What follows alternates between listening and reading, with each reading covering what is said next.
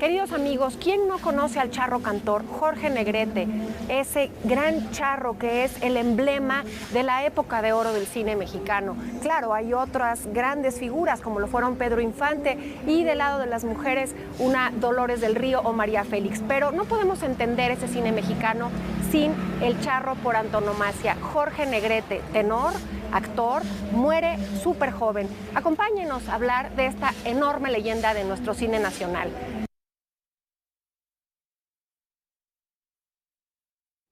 Murió Jorge Negrete, lejos de la tierra que amaba, lejos de su México lindo y querido. Y después de ese año, todo México acudió a la cita de dolor y de recuerdo. Y volvió a gemir la ranchera canción en el luto de los instrumentos que tantas veces lo acompañaran en su voz.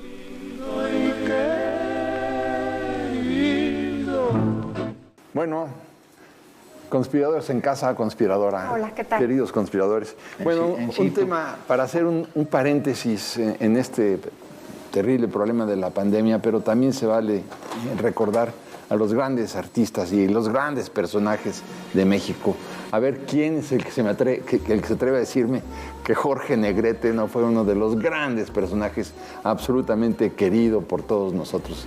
El charro cantor. El charro cantor, fantástico. Descubrirlo a los 10 años en esa televisión con mi abuelita, en películas maravillosas, que además cantaba como ópera, pero vestidazo de charro, con esa identidad nacional de lo mexicano, que bueno, después cayó un poco en el tema del maniqueísmo, pero qué maravilla de artista el charro cantor. Yo soy mexicano, mi tierra es bravía, palabra de macho, que no hay otra tierra más linda y más brava que la tierra mía. Y empezó la canción, yo soy mexicano. Jorge Negrete, un personaje sin lugar a dudas, un enorme cantante que tuvo que volverse charro, y esto es algo importantísimo porque no triunfó como lo que debía haber sido, sí, que era un barítono importantísimo, operístico. Y también charro sindical. Pero y de eso charro sindical, porque fundó la ANDA, fundó el sindicato de las películas. Bueno, absoluto. No, bueno, hablemos. Por el charro. Salud.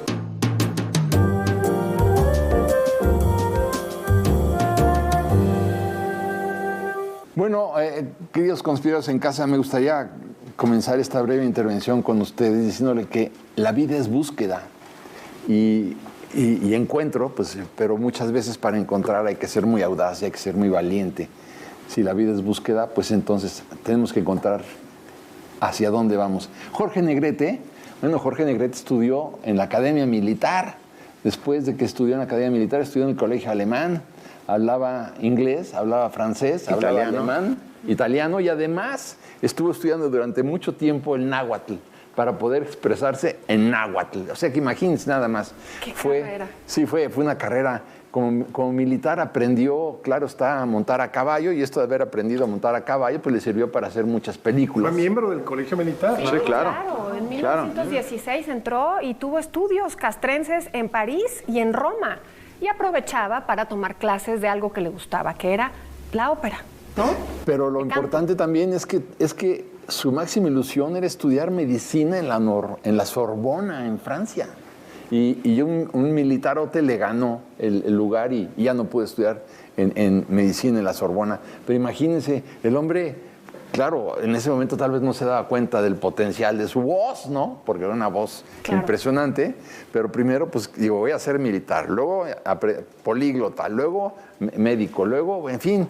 Y hasta que poco a poco empezó a encaminarse hacia donde todos sabemos que llegó. Ahora, él nace en uno de los lugares más mexicanos, más criollos, digámoslo así, en la historia, con más raíz, digamos, de lo mexicano. Nace en Guanajuato, qué curioso, igual que José Alfredo. Exactamente, en 1911. Y yo creo que todo eso tuvo que ver con la vida, porque México no era, digamos, la ciudad de Guanajuato no era lo que conocemos ahora, tenía mucho de rural México en esos años, y aunque haya estado por Europa y demás, verdaderamente viene a encarnar lo que muchos biógrafos dicen que en su vida México necesitaba una especie de mito. ¿Y quién lo encarna?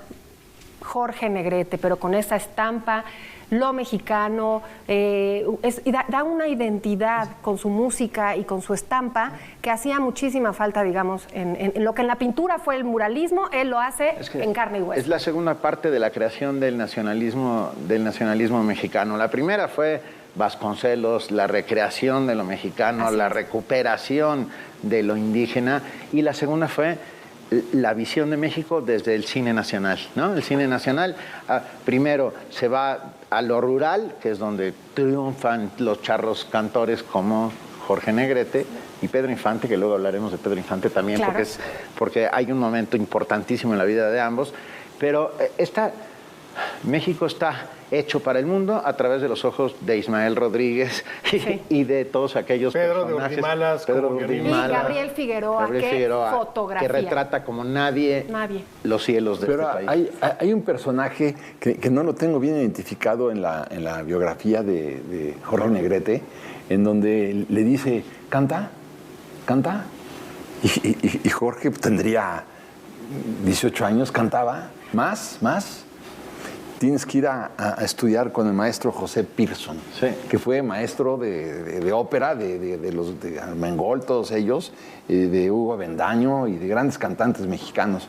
Y es impresionante cómo este hombre es el que descubre a Jorge y es el que lo coloca ahí, y es a partir de ese momento que él empieza a desarrollar la voz, educa la voz, porque no es ningún improvisado. No. Bueno, por ejemplo, Pedro Infante sí es un improvisado en ese sentido, pero Jorge Negrete no. Jorge Negrete estudia. Y ahí tocas una vena sensible, porque exactamente hay un antagonismo, y yo lo digo por mi abuela, por mi mamá, porque había una especie de bandos. Yo prefiero mucho más a Jorge Negrete porque es educado, porque tiene un porte, porque no, y a las otras que le iban, digamos, a Jorge Negrete, a Pedro Infante era, pues es el ídolo del pueblo, el ídolo de Guamúchil, canta con mucho sentimiento, es dicharachero, mujeriego, simpático. Bueno, y además esto culmina en una gran película que es Dos tipos de cuidado, que yo soy Pedro, yo soy malo, ¿no? Es maravilloso el momento. Pedro Bueno y Jorge Malo. Y Jorge Malo. No, Pedro Malo y Jorge Bueno. Está igual, el orden Jorge de los Bueno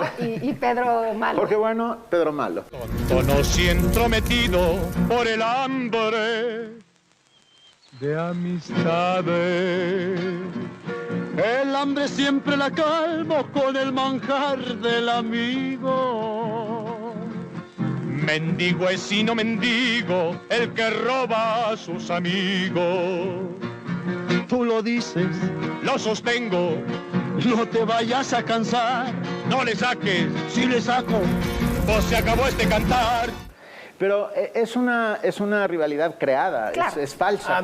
Claro. Pedro Infante siempre decía que le debía muchísimo a Jorge Negrete porque le ayudó un montón de veces para poder hacer que su voz se oyera mejor. Cuando cantan los dos juntos, es así como de... ¡ay! Bueno, en esa película, cuando le llevan la serenata, Pedro a la hermana de Jorge y Jorge a la esposa de Pedro. Exactamente. Que además son, hay que decirlo, guiones muy inteligentes. Es una comedia de enredos. Toda la época del cine de oro en ese sentido es muy inteligente en sus comedias de enredos. Muy machista. Yo creo que hoy las feministas a ultranza se ponen fúricas cuando Jorge Negrete en algún momento le dice, bueno, te perdono, vete a la casa y allá me esperas, ¿no? Sí, o sea, Carmelita González era la actriz y con sus trencitas. Claro, González es la esposa de Pedro Malo. Ajá.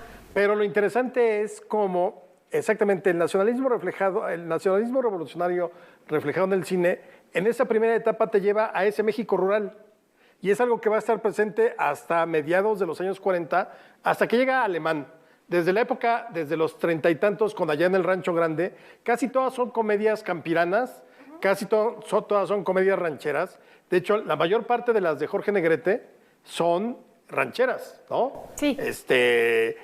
Dos tipos de cuidado, el Peñón. Hay Jalisco, no te rajes. Bueno, todas las de Jalisco, así se quiere en Jalisco. Porque además, Ve de comer esa tuna, El ahijado de la muerte. Si se fijan, lo que estaban enfatizando era la virilidad. Una Por cosa supuesto. extrema, una virilidad tremenda. Pero una qué maravilla, división, ¿no, Chávez? Pues hasta cierto punto. Pero ¿sabes qué? Yo no creo que, pero yo no creo que haya sido Pero la viste qué intención. elegante te lo No, dije. muy bien. Porque yo no creo que haya sido la intención de mostrar la virilidad, sino era el México rural de entonces. Claro, y los El valores, la charro, familia, y la exacto. trenzuda, y El los charro 8 hijos. gallardo, valiente. Sí, noble, valiente y noble, leal. Sí, exacto. Bueno, pero a ver. Y lo mexicano a ultranza. Entiérranme donde me muera, me traen de regreso acá. Entonces, son valores nacionalistas sumamente exacerbados. Sí. Si me han de matar mañana, que me maten de una vez. Pero a ver, quisiera decirles, Jorge nace en 1911, ¿no? Y ya para 1931 está en Nueva York, o sea, tenía 20 años, no lo perdamos de vista esto, y ya hace una interpretación en la NBC, en un programa que se llama The Mexican Caballeros. The Mexican Caballeros, y ahí canta. Y los que lo están escuchando dicen, no es posible esta voz, ¿no? Que se la había educado el maestro Pearson. Entonces hay que ver cómo ya a partir de ese momento se olvida de la medicina, se olvida de la milicia. Bueno, perdón, algo importantísimo. En su estadía en los Estados Unidos, hace una aparición, bueno, va al Metropolitan Opera House a presentarse a, a una audición. Y le dicen que sí, pero que como suplente. Sí. Y entonces Claro. él dice que no. Si se hubiera quedado como suplente, no hubiéramos tenido Charro Cantor, porque Bueno, además... quizá el primer gran cantante mexicano de ópera. Sin duda. Sí. Que además México es potencia en cantantes de ópera, ¿eh? Tenemos, Bueno, por tenemos supuesto, muchas voces, muchos importantes. Pero ver, en el 1930 debutó en México como cantante de ópera y grabó discos, por eso le sale la gira. Pero, a ver, la ¿qué gira. futuro tenía la ópera en México en 1930? Poco. Cero. Sí, no, Muy no. poquito. O sea, no había, exactamente porque el nacionalismo revolucionario te sacaba de Italia, de Francia, de Alemania, de donde eran las óperas tradicionales, ¿no? Porque aquí sí hubo una gran tradición operística en México durante el siglo XIX. Sí. Y veías el Principal, Bueno, o el Juárez le Nacional, encantaba, ¿te acuerdas? todas, y a Porfirio Díaz. Sí. Y venían compañías en plena guerra de intervención. venían Caruso estuvo aquí. Claro. En 1919, claro. Caruso, bueno, Y además cantó, era tan importante la ópera en esos años para los mexicanos que venían todavía como de la generación del porfiriato, que cantó en el toreo de la Condesa. Sí. Porque en donde había cantado, no sé si el Principal o el Nacional, ya abarrotó y entonces hicieron una nueva fecha y llenó el toreo de la Condesa, donde también se presentó en ese mismo año Pavlova. y déjame contarte algo que a lo mejor no lo saben, cantó en Bellas Artes. Sí, una vez. Pero Bellas Artes no estaba hecho. Quiero decir, él estaba... Lo estaban terminando, Estaban ¿no? terminándolo Claro. y entró, le hicieron una visita guiada a lo que sería el Gran Palacio de Bellas Artes y se echó un área ahí en medio de la Claro, construcción. de la construcción, claro. Uy, porque, qué momento, Qué ¿no? momento, pero fíjate, es contemporáneo porque la primera oportunidad que le dan en el cine, que es El ahijado del diablo, 1937. El ahijado de la muerte. De la muerte, perdóname. Esa es la ¿Esa es la primera de Jorge? La primera de Jorge, en 1937. El Palacio de Bellas Artes se inaugura en 38. Entonces, Canta una vez en Bellas Artes. ¿Qué tal? Jorge Pero- Negrete. No, Fíjate. el Palacio de Bellas Artes es 34. 34. 29 de septiembre del 34. 34. Ole, Claro. avanzas 2 kilómetros. Sí, y yo- No, y está yo- bien, manito. No, bueno. bueno, Pero a ver, cuando trata de cantar él en hacer una película con United Artists en Los Ángeles, lo excluyen porque era un latino y no le dan la oportunidad, lo cual lo frustra mucho, ¿no? Pero después ya regresa a México y hace una que se llamaba Gaiety. Él aparece ya ahí como actor, como George Negrete. es que, bueno. Sí, no, nada de que Jorge Negrete. Hay que recordar George que a Negrete. Margarita Cancino le ponen un Rita Hayworth. Entonces, estamos en un momento que lo latino no estaba en boga como ahora. Aunque sí Bueno, había estaban. un par de excepciones. Una de ellas era Lupe Vélez, Claro. de Mexican Bombshell. Sí, claro. O sea, Lupe Vélez Bueno, y Pero del esta cine mudo, del Dolores, cine Dolores del Río. Y Dolores que del anduvo Río. con Orson Welles. Oye, Claro, pero ese Lupe Vélez, cuando muere Lupe Vélez, dramático. Sí. es dramático. Ves el rostro de Cantinflas y ves el rostro de Jorge Negrete viendo el ataúd de Lupe Vélez. Te juro que te rompe el alma. Se suicida. Sí. Lupe Vélez tuvo un romance con Johnny Weissmuller espectacular, pero ella hace toda una puesta en escena para su suicidio, pone flores, veladoras, como si fuera una suerte de Son Pantli moderno, no sé, para ella recostarse y morir bellamente. Lánguidamente. se envenena y de repente el veneno hace que tenga que ir al baño a vomitar y muere en la taza del baño. Ay, o sea, no qué... muere en esta escenografía. No sé por qué cuando estabas contando esto pensé en Cleopatra, ¿no? Cuando mete la mano en aquella caja de víboras para que la piquen y morir con toda la dignidad. Pero no, bueno, Lupe no lo pudo hacer. Pero bueno, antes quisiera también decir cómo él, Jorge Negrete, como gran grillo que era, porque es lo que no lo hemos dicho, líder, todavía no. funda la Asociación Nacional de Actores para defender los intereses de los actores. Y el sindicato de cinematografistas. Y el sindicato, los dos, porque él dice, no es posible que los exploten así. Y se le viene encima nada más y nada menos que Fidel Velázquez. Y le dice, no te vamos a permitir que tú vayas a crear una institución sindical distinta a la CTM. Y dice, ¿qué? Porque Jorge Negrete pues, era muy bragado, muy echado para adelante, muy valiente. Tenía pistola. Y pistola. ¿Qué? A mí me tiene sin cuidado, señor Velázquez, yo voy a hacerla. Y la hace, pero también la hace con el apoyo del presidente alemán. Y de Cantinflas. Que también era bien grillo, Cantinflas. Y de Cantinflas. Bueno. Por supuesto. Y claro, entonces por eso tiene tanto éxito, que a mí me parece muy bien que Jorge Negrete haya hecho tanto por sus colegas del mundo artístico. Porque además era una industria en México bastante pujante, que manejaba mucho capital. Mucho. Bueno, era el siglo de oro, el siglo de oro del cine mexicano. Y él coincide también con la Segunda Guerra Mundial, que es cuando México se vuelca totalmente para Latinoamérica y para el mercado norteamericano. Igual que por ejemplo, la XCW, que ahí sí ya adquiere su papel de la voz de la América Latina desde México, porque ahí es donde empiezan a escucharse personajes como Agustín Lara, como Pedro Vargas, Jorge Negrete, que además son muy buenos. Y se rodea de gente como los Soler, por ejemplo. Que son geniales. Hay una muy buena, Los Tres Alegres, compadre. Pedro Armendáriz, imagínate. Andrés Soler y Jorge Negrete. No, bueno. Una maravilla. Una gran película. Venga, y Rebeca y Turbina. Ahora tendremos que hablar de sus amores. De Guanajuato también, Salud. Pedro.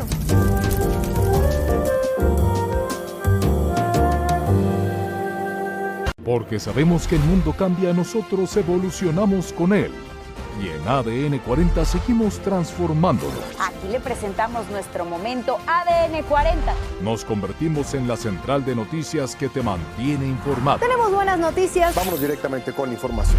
y conectado al mundo en tiempo real. Dejamos los foros de televisión y nos vamos a donde se mueve la información. Acompáñenos con las noticias. Porque tenemos una cobertura nacional e internacional. Que aquí todos los días informamos. Con los mejores periodistas y líderes de opinión que te informan Prepárese para informarse porque arrancamos de una vez. desde todas nuestras plataformas. Estamos a través de la televisión, por supuesto, a través de nuestras plataformas, de todas las plataformas acompañándolo. Descubre la nueva programación, porque si nos buscas, nos encuentras. La tele evoluciona. ADN 40. Siempre conmigo.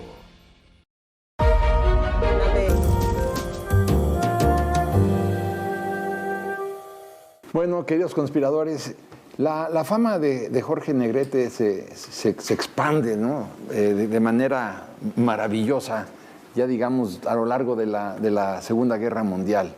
Ya en 1943 graba con la doña, graba El Peñón de las Ánimas, en 1943. Que es una de las clásicas de él. Sí, Y donde se demuestra que María Félix no es actriz. Claro, no Era una maravilla. O sea, fotografiaba como nadie, pero era una de las peores actrices que ha tenido este país, perdón. Sí. Y un gran personaje. Pero no, alrededor de sin eso. lugar a dudas. Claro. Pero bueno, solo movía la ceja y... María Félix solamente tuvo un papel en su vida. Hizo 49 películas. Y fue el mismo, Y fue María. María Félix interpretando a María Félix. Ahora, en esta época, Pues sí, cierto, sí. me contaba mi abuela que en la avenida Juárez estaba el Hotel Regis. Y la farmacia del Hotel Regis, hay un libro maravilloso del Hotel Regis que se los recomiendo mucho, sobre cómo se volvió el lugar de las estrellas. Pero en esa farmacia, que además tenía un restaurante, se daban cita los grandes ídolos del cine mexicano. Y los que más levantaban ámpula y se pasaba la voz de la gente que estaba muy cerca era: ya viene a almorzar Jorge Negrete con Gloria Marín. Gloria Marín, su primera mujer, que además era bellísima también. Bellísima. Pero no era su Bellísima. primera mujer. primero del se medio, casó, sí. Exacto, pero bueno. Era mi madrina, Gloria Marín. Gloria Marín era Sí, tu madrina, qué sí. mujer más bella. Ahora, levantaban toda esta, y yo le decía a mi abuela, ¿y tú alguna vez fuiste a la farmacia Regis? No, ya no, pero se contaba, mi mamá sí alguna vez pasó Yo sí. y vio a Jorge Negrete, Wow, no, que yo qué no. hombre más guapo, que qué hombre más, bueno, imagínate. Causaba conmociones. En España, por ejemplo, en pleno franquismo, o sea, él era un liberal, un mexicano, o sea, México había roto relaciones diplomáticas con España a partir de la subida del franquismo. Claro. Multitudes, tuvieron que llamar a la Guardia Civil. Allí donde se presentara había multitudes que había que contenerlas. Además era un caballero perfumado, o sea, elegante, culto. Es muy chistoso porque es un personaje como con muchas facetas, muchas caras, ¿no? Bueno, pero la música de Jorge, bueno, las canciones de Jorge las escuchaban en toda España. Bueno, se sigue, hoy, 2020, hay clubes en España de admiradores de Jorge Negrete. Y en Colombia dicen, el charro tiene que ser como Jorge Negrete. El traje, el porte, el tipo físico, un charro es Jorge Negrete. Pero Para los colombianos, porque si nos vamos aquí al Garibaldi, nosotros tenemos muchos otros charros. Y muchos muchachos se peinaban ya también como él. De Laredo. De Laredo, sí, dejaban caer aquí. A la Jorge Negrete. A la Jorge Negrete. Y era porque se peinaba así porque no tenía mucho pelo. Mucho pelo. Tenía mucha frente, claro. Pero fíjate, cuando está grabando El Peñón de las Ánimas con María Félix, ya llevaba él un par de años con Gloria Marín.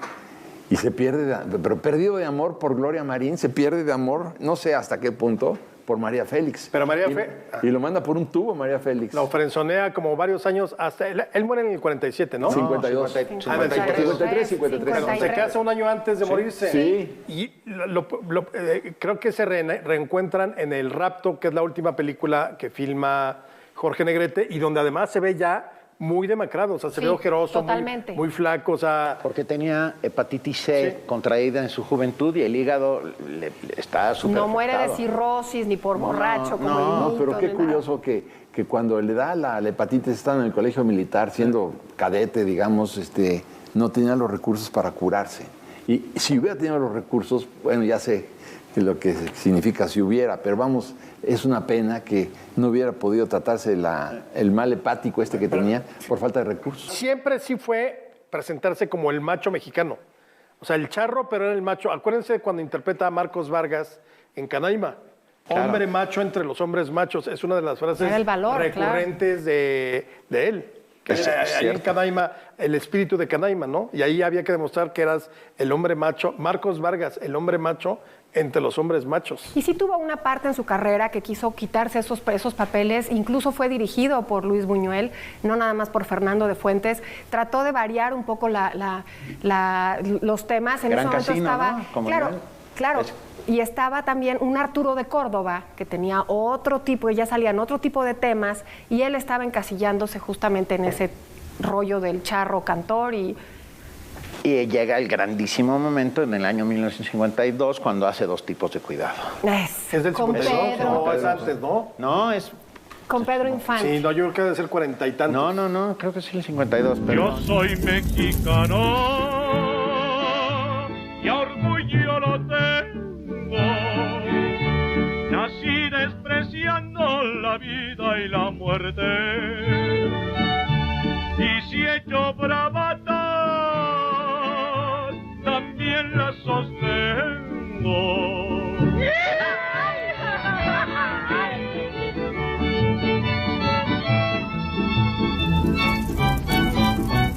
Él hizo en tiempos de la Inquisición, o sea, él nunca fue como del cine urbano.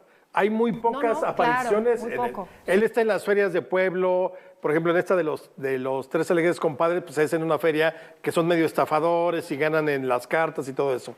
Luego, pues así se quiere en Jalisco. Así se muere en Me de Jalisco. comer esa tuna. México lindo y querido. México lindo y querido, que además es una canción profética en él, ¿no? Porque si muero lejos de ti, muere en que Los digan Ángeles. que estoy dormido y que me traigan aquí. Terminaría muriendo en el hotel, digo, en el hospital Los Cedros del Líbano. Sí, ¿no? en Los Ángeles, Los Ángeles. Cuando había ido la noche anterior fue a ver una pelea del ratón Macías. El ratón Macías, bueno, parece la prehistoria, ¿no? Y ahí es donde le da a él, se le revienta una vena en el esófago, lo llevan rápidamente al hospital, bueno, y se dan cuenta de que se le complica con el hígado y entonces fallece lamentablemente. Él hace además la segunda versión de Allá en el Rancho Grande, si no mal recuerdo. Sí. Y se asesora justamente con Tito Guízar. Y Tito Guízar le da todos estos tips, ¿no? De cómo es el charro alegre, cumplidor. Porque lo que tenía Jorge, que no era el personaje de Pedro Infante, era una especie como de halo y de elegancia y de arraigo, de mucha pertenencia y de mucho orgullo. No que Pedro no lo tuviera, pero Pedro era el ídolo del pueblo, era otra cosa. Ahora, fíjate una 52, dos tipos de cuidado. Dos tipos de cuidado. Solo 2 años antes. Mira, fíjate, cuando estaba en el hospital... No se había demacrado, perdón. Cuando estaba en el hospital, Jorge Negrete, ya francamente muy grave, va Pedro Infante a verlo y le regala un trenecito eléctrico. Qué bonito. Y entonces le pide el doctor la autorización para levantarse, ponen el trenecito eléctrico en el piso del cuarto del hospital y entonces los dos, como si fueran de 8 años de edad, se ponen a jugar en el trenecito. Y los doctores llegaban y decían, pero ¿cómo es posible que Pedro Infante y Jorge Negrete, los dos juntos, juegan al trenecito en el cuarto? Murió 2 días después. Y estaba, cuando la gente dice que había rivalidades entre ellos, es una gran mentira. Ah, pues era la que vendían en ese momento. ¿no? Claro. A ver, el llanto de Pedro Infante cuando sabe que murió Jorge Negrete, verdaderamente es contagioso. Uno de los... Perdón. Y por terminar nada más, cuando llega allá a México y lo velan en la ANDA, en la Asociación Nacional de Actores, la fila de gente que va de la ANDA en el centro de la Ciudad de México hasta el sur, donde está el Panteón Jardín. Bueno, no había un solo espacio en todo ese camino. Dicen que hubo más de 100,000 personas. Más de 100,000 personas. Desde el recibimiento en el aeropuerto del ataúd hasta el velatorio, etcétera. Déjenme, contarles muy rápidamente. Yo hice un pequeño documental sobre la boda de María Félix y Jorge Negrete en la ex hacienda de Tlalpan. Entonces, sé qué comieron en la boda. Cuéntanos. Mole. El mole fue el platillo principal. Fue todo muy mexicano, pero con champaña y con caviar, por si acaso. Claro. O sea, era una mezcla perfecta entre el nacionalismo revolucionario... Caviar relleno de faisán. Bueno, fíjate que ahí en esa boda hay un detalle muy importante que vale la pena recordar, que es el monumental arreglo de flores que le mandó Agustín Lara a María y a Jorge cuando se casaron. Cuando Agustín ya no podía de amor por María y se da cuenta de que ya la perdió y que se va a casar con Jorge, aunque ella ya sabía que estaba mal de salud de Jorge. Bueno, parece ser que me hubiera gustado tener una fotografía de ese arreglo que Agustín dijo tiene que ser algo verdaderamente fuera. Y después se casa con él. Sí, claro. Claro, y es una época que ha trascendido décadas, porque estás hablando de un Agustín Lara, estás hablando de un Jorge Negrete, de María Félix. Seguimos hoy, 70 años después. Viéndolos como si estuvieran vivos. Exacto, y además hay que decirlo, porque la fotografía de Gabriel Figueroa, la música de Manuel Esperón, la dirección del Indio Fernández, de Fernando de Fuentes, de verdad, es una época que vale mucho la pena ver y es lo nuestro. Una recomendación. Ahora que tenemos tiempo de estar en casa, ¿no? Busquen las películas de Jorge Negrete, busquen las películas de Pedro Infante, busquen lo nuestro. Pero ¿sabes qué? Yo recomendaría las comedias, todas estas rancheras de Jalisco. Así se quiere en Jalisco, me de comer esa tuna. Aunque me espine la mano. 2 tipos de cuidado. 2 tipos de cuidado, la de El Peñón de allá las en el Ánimas. Rancho Grande. Sí, pero ya el Peñón ya entra esa donde todo es un drama. Las comedias son magníficas. Sí. Las comedias son buenísimas. Ese tipo de cine de comedia ranchera de la época es buenísimo. Además necesitamos reírnos un poco. Exacto, siempre terminan bien. La serenata, el chiste campirano. O sea, sí es recomendable que veamos nuestro cine, porque yo acabo de ver la semana pasada la película del Padrecito de Cantinflas, cuando viene bajando el padrecito del púlpito, se cae con toda la canasta de las limosnas y todos los parroquianos se levantan para ayudar al cura a recoger las limosnas. No me ayuden, no me ayuden. Yo solito puedo levantar las limosnas. Venga, ya nos vamos. Alejandro Malo, Benito Bueno, se despiden. Dos tipos de cuidado, sin duda. Salud. Salud, chicos.